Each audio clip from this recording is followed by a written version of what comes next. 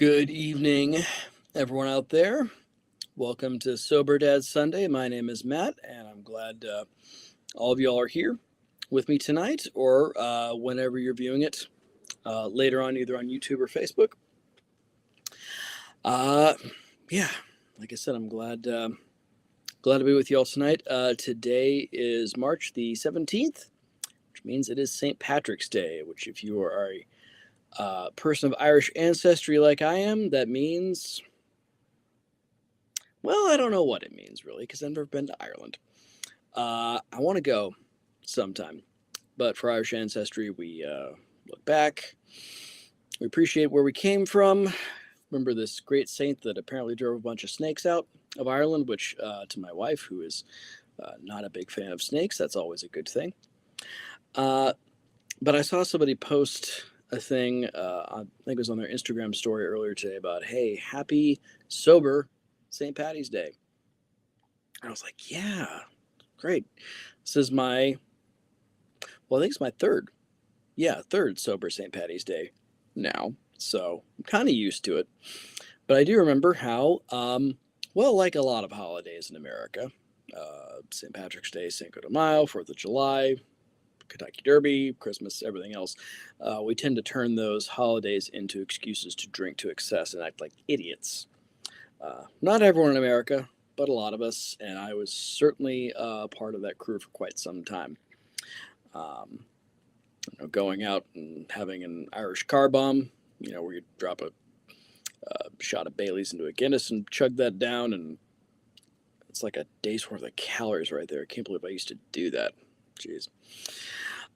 But thinking about, sober St. Patty's Day and doing and celebrating things in a manner that is very, very different from the way we used to do things. It made me think about when I first got sober. And one of the questions my wife asked me is like, what are our vacations going to be like now? What is our socializing going to be like now? Because so much of it did revolve around drinking. Not just the drinking itself, but setting the stage for social interactions and stuff like that. And that was a really good question. Since I was cutting this particular thing out, making this big change, wow, things really are indeed going to be different.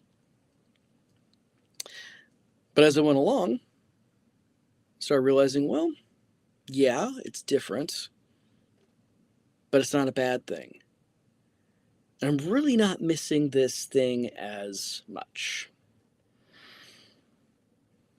So it made me wonder, what if when we make big changes in our lives, whether they're things that we voluntarily do, whether they're things that we kind of have to do for one reason or another, whether they're things that are forced upon us, when we're going through those changes, what if we look back and we compare certain things and we find out, in some ways it's very, very different. In other ways, it's not that different at all. And that can be for a lot of reasons. For me, with quitting drinking, I was still able to hang out in most of the places that I was before. I can still go to a restaurant that happens to serve alcohol and feel fine. I don't sit at the bar. Or I can still hang out with people when they are consuming alcohol and for the most part feel fine. I have to kind of, keep my radar up. But really and truly, it was the interaction and the social portion, the being with people that was still able to happen. So the thing that I thought was just such a huge deal and frankly might have even been a deal breaker that I thought at first turned out to be not that bad, because what I was experiencing, what I was seeking out of those encounters was so much deeper than just the consumption of the beverage and the thing that started really just taking over. And for that matter, when my alcoholism was just getting worse and worse, I was isolating all the time. Started out as a great social lubricant and helped my anxiety and feeling more at ease around people has eventually started taking over my life. It, it isolated me and separated me more and more. It also makes me think of, oh gosh, 15 years ago and some change now, when Jessica and I had our first child, Kate, who's in high school now. We had our first little vacation as a family of three. And whenever Jessica and I would go on trips somewhere, we'd be doing stuff and go out to dinner, and then we'd, hang out and enjoy nightlife or explore different things.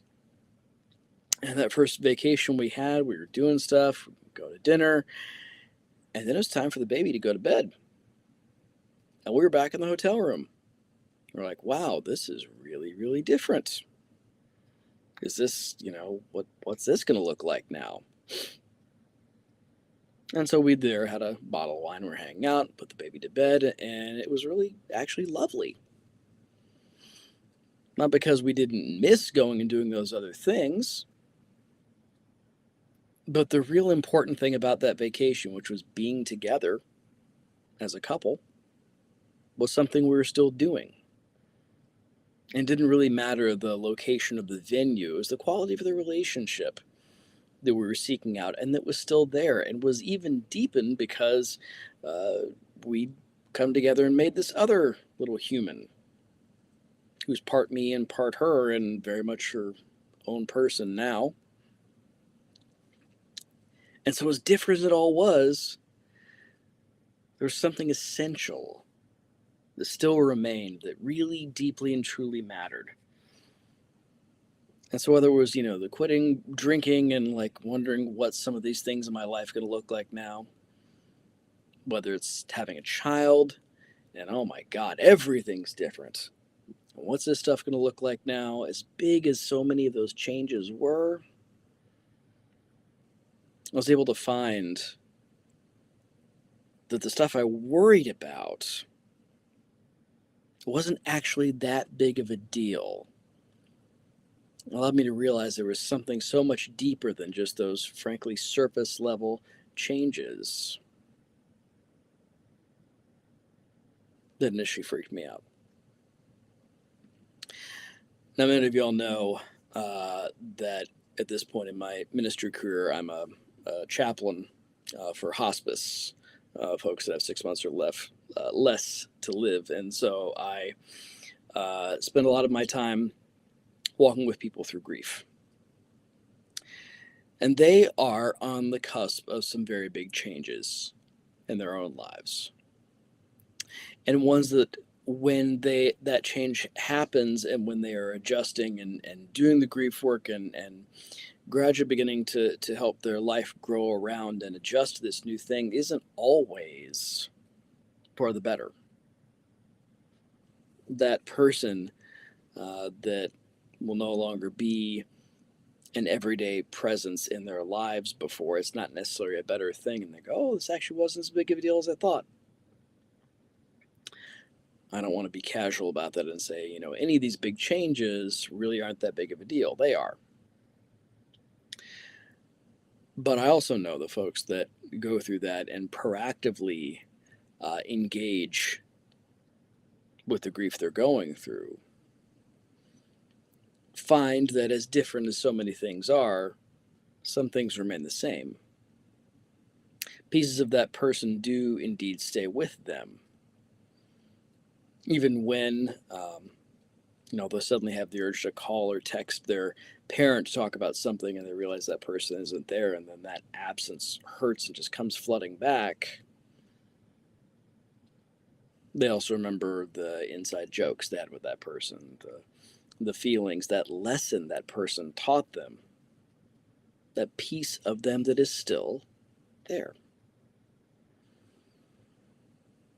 One of the only constants in the world and in the universe is change.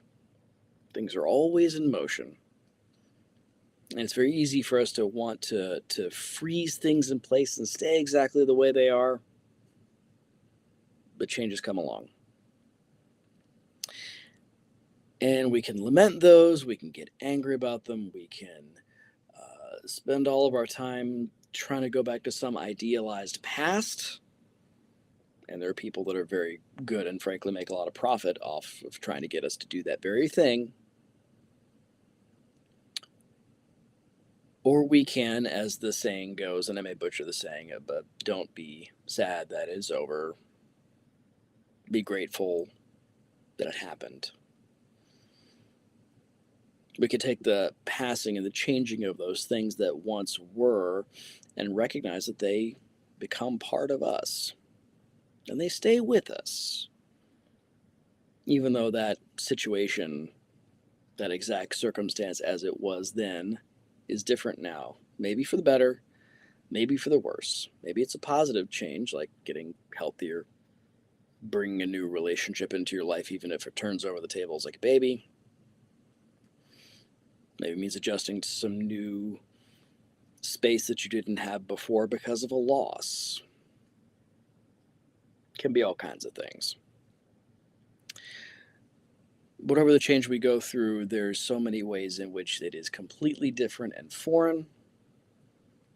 And yet I think if we dig deeper, we can also find that there are some things that do, in fact, remain.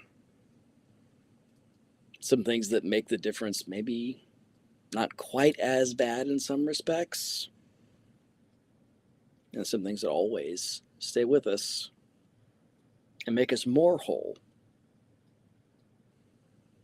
Make us more who we are and a fuller, more complete person as we go through on our journey. So those are my thoughts for this week. Thanks for taking time to hang out. I wish you peace and blessings in the week to come. And as always, keep working hard. Keep striving to be the best person that you can be for the sake of the people around you because they're worth it. And keep striving to be the best person you can be for you because you're worth it.